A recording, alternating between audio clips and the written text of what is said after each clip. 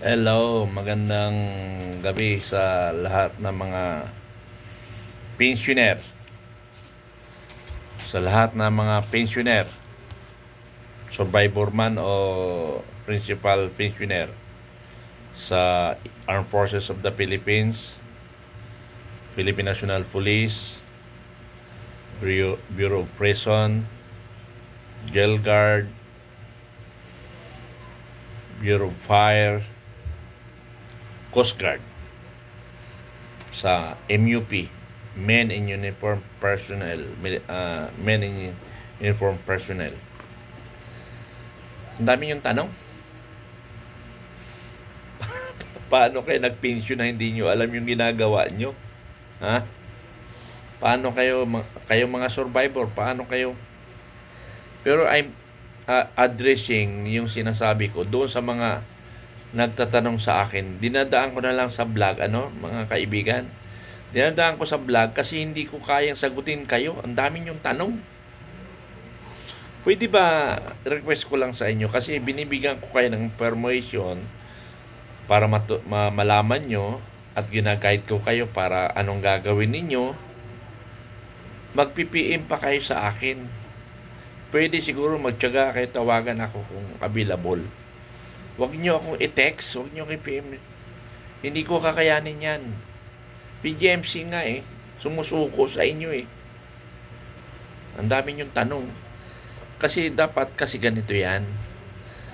Pag hindi nyo ganong naintindihan ang instruction, magpaturo kayo. Magpaturo kayo. Kasi yung iba, simpleng salita ko lang, naintindihan na kagad yung sinasabi ko. Hindi ko pa natatapos yung sinasabi ko, alam na nila ang gagawin nila. Sa inyo, kung inumpleto ko ng information, hindi nyo pa rin naintindihan. Kaya please, magpatulong kayo sa may alam. Sana tingnan nyo naman yung tanong nyo kung wala talaga kayo. Pero imposible, may anak kayo nag-retired nga kayo. Ibig nyo sabihin yung anak nyo, hindi nyo mahingi ng tulong o hindi kayo nakapagpatapos ng paaral, ay may problema talaga. May problema. So, yung differential na sinasabi ko, may sindikato nga dyan. Alam niyo ba yung sindikato? O, tanungin mo kung sa mga kapitbahay mo kung ano yung sindikato. Ibig sabihin sindikato, hindi wala sa proseso ang pagtrabaho doon, pag-release. Kaya ko nasabi, mayroong sindikato kasi nga, ilang libo na rin pumunta ako ng PGMC. Kinausap ko na rin mga officers doon. Umuo, pagtalig ko, iba naman nangyayari. Tapos iba sagot ng mga sundalo. Pag tinatanong ng mga pensyonado, ito naman pensyonado, patanga-tanga. Pag sinabihan ng ganon, aalis na. Kung galing ka ng Mindanao, tapos sabi mo siya, hindi, magantay ka na lang sa ATM mo. Anak na ito pa, galing kang Mindanao, yun lang isang sagot sa iyo. Murahin mo.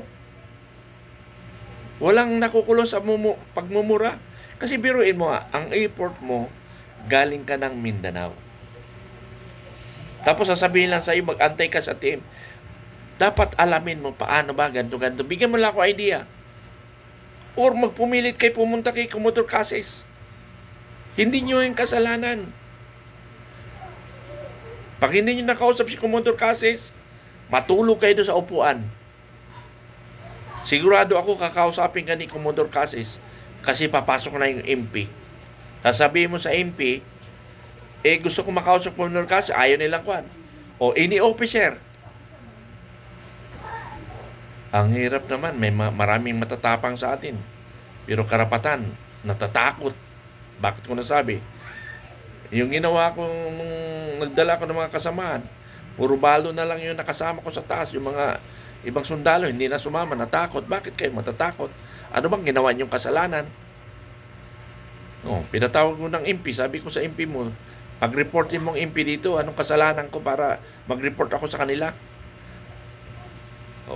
Sila mismo, yung MP mismo, ang nakiusap sa PGMC. Ha? Diyos ko po, apo. So, paano, may nagtanong, saan ko daw isa-submit? Kung army ka, wag mo i-submit sa pulis. Alam ka na siyempre, i-submit mo sa armed forces. Saan ka ba nagpipensyon? Dito mo i-submit. Ay, Diyos, opo. Tatanong pa sa akin i-submit. Alam ka na i-submit mo sa finance. Sino bang kausap natin? Di ba PGMC lagi pagkasakwan? Sa PNP, nakalimutan, RSBS ba yon? Kung saan kayo nagpipensyon, yung nag-aayos ng papel ninyo, doon kayo magpunta. Diyos ko naman, oo. Pati ba naman niya itatanong sa akin? Sir, cellphone number. Wala akong cellphone number ng PGMC. Kasi bigay ko man cellphone number, hindi naman sasagot. Adi, magagalit lang kayo. Adi, pumunta na lang kayo. Sir, taga-kwan ako eh. Taga-hulo ako eh. Ngayon galing abroad nga eh. Pumunta dito para ayusin niya eh. Bakit? Kung nasa hulo ka, sino mag-ayos para sa iyo? Pero wala man nagsabi na taga-hulo. Mga sa Bisaya or Mindanao. Anong ibig sabihin na nasa malayo ako? Anong ibig mo sabihin? Lalapit sa iyo yung grasya. Diyos ko naman kayo, mag-isip naman kayo. Oo. Nagsisermon ako ha, kasi nga napapagod na rin ako sa inyo. Nagpapaliwanag ako dito, tinutulungan ko lang kayo. Sabi ko nga, panoorin nyo lahat yung post ko doon sa YouTube ko, Makabayan Informative Channel. May mga title naman yan. Dito sa Facebook account ko, isumbong nyo kay Commander Bukay. Nandun rin yun. Magsawa kayong kapapakinig doon. Alam yung gagawin. Hindi yung nakarinig lang kayo. Banat kagad, magchat-chat kayo kagad sa akin. Mag-isip naman kayo. Kaya nga ako nagbablog kasi para wala na magtanong sa akin. Okay lang yung tawag. Basta masagot ko kayo, okay yun. Kaya kung hindi masagot, mag-try pa rin na tumawag. Ganun lang yun. Pero isa-chat nyo ako. Tapos para bang nagchat-chat kayo na parang trabaho ko yung tinatanong ninyo. Isa na naman. Pero mabuti na nga lang, nagtitiis tayo kasi naawa rin ako sa inyo eh.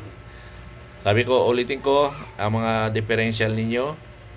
Pag sinabing differential, yung principal pensioner. Pag sinabing bonus, yun yung mga namatay na yung principal.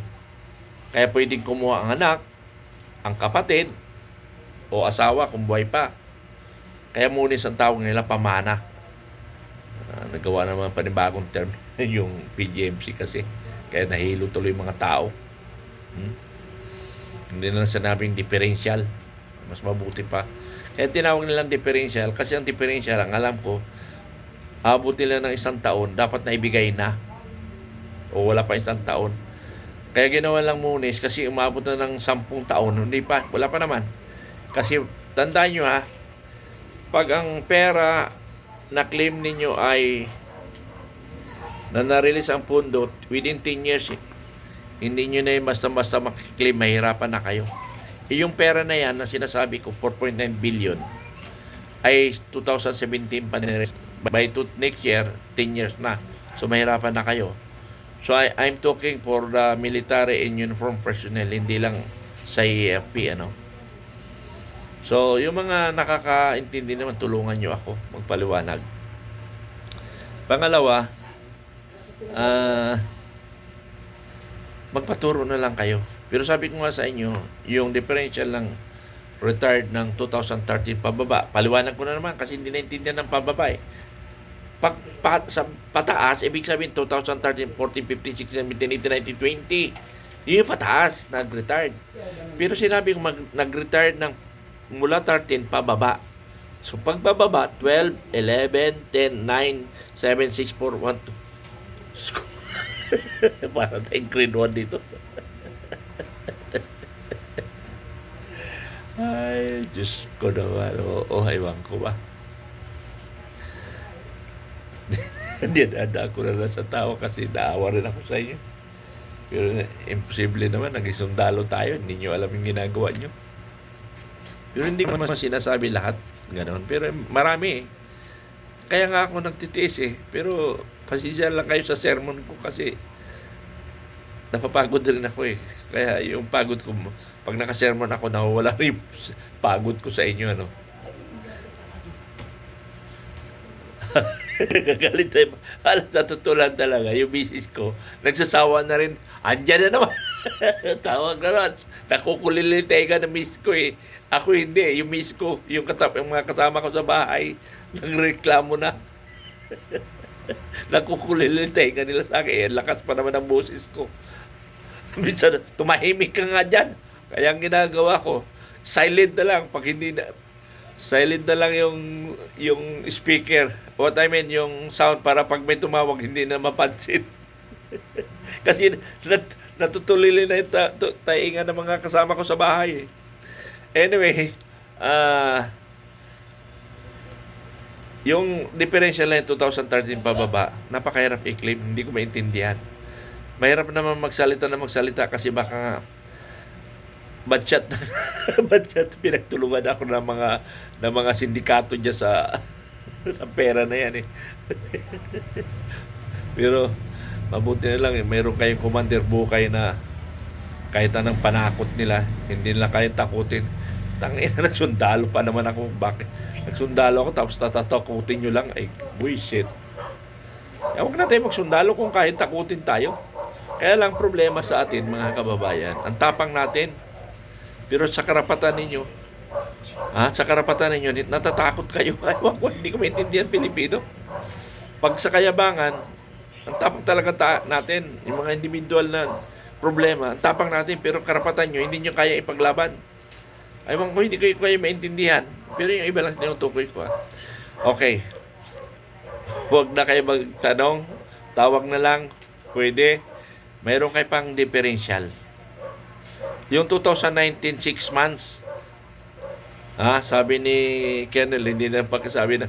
Sabi ni Kernel, magantay na lang kayo yung papasok sa 6 months. Uy, nawala.